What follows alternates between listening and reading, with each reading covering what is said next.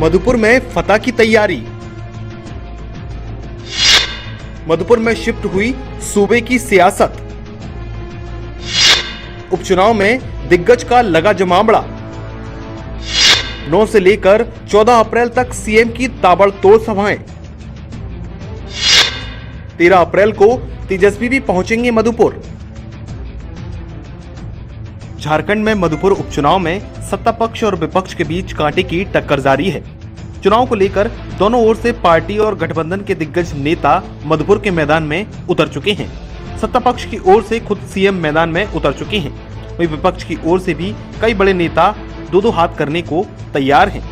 सत्ता पक्ष की ओर से मुख्यमंत्री हेमंत सोरेन 9 अप्रैल से 14 अप्रैल तक मधुपुर में रैलियां करेंगे। साथ ही जेएमएम सुप्रीमो शिबू सोरेन का भी कार्यक्रम तय हो चुका है। गुरुजी मधुपुर में कई चुनावी सभा करेंगे।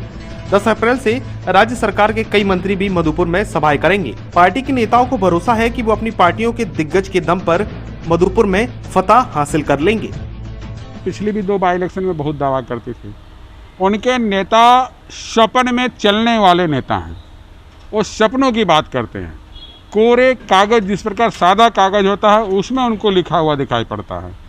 पिछली सरकार जब गई तो पूरे राज्य के लोगों ने झारखंड मुक्ति मोर्चा और गठबंधन हमारे कांग्रेस को अपना मैंडेट दिया और अकस्मात दिग्गज नेता हाजी साहब के निधन होने के बाद वो सीट खाली हुई है। गठबंधन की उम्मीदवार हैं हफीजुल साहब और पूरे दम के साथ वहाँ पर हम लोग चुनाव लड़ेंगे। आज ही हमारे अध्यक्ष प्रदेश के डॉक्टर रामेश्वर उरांव ने खुद जाकर के वहाँ कांग्रेस का अपना बार रूम का उद्घाटन करेंगे और लगातार वो भी 3 दिनों तक वहाँ रहेंगे। और हमारे जितने प्रांत के नेता हैं या आसपास के देवघर के हो, दुमका के हो, साहिबगंज के, सारे लोग वहाँ पर पहुँच चुके हैं और हम लोग भी कल से वहीं पर कायम करेंगे। तो हम राष्ट्रीय जनता दल का पूरा उद्देश्य यही है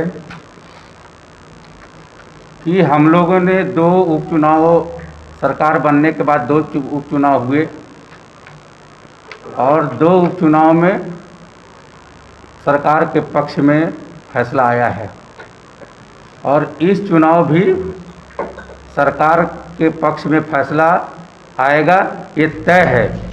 मधुपुर उपचुनाव को लेकर यूपीए एकजुट नजर आ रही है। वहीं दूसरी ओर एनडीए में ना तो आजसू भाजपा गठबंधन एकजुट नजर आ रहा है और न ही चुनाव को लेकर कोई ठोस रणनीति दिख रही है। मधुपुर को लेकर बीजेपी खेमे में गुटबाजी नजर आ रही है। हालांकि बीजेपी नेता ऐसा बिल्कुल भी नहीं मानते हैं। बीजेपी की माने तो एनडीए एकजुट है और मधुपुर में विपक्ष ही बाजी मारेगा। वर्तमान हेमंत सोरेन की सरकार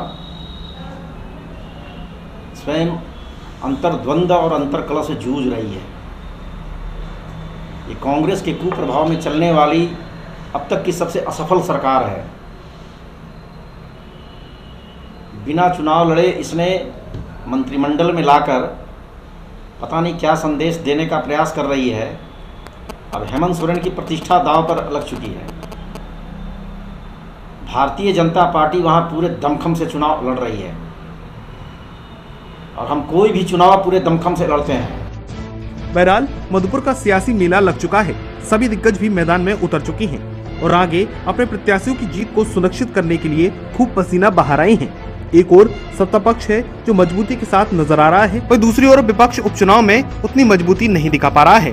अब देखना होगा कि आने वाले समय में मधुपुर के इस महासंग्राम में आखिर कौन बाजी मारेगा।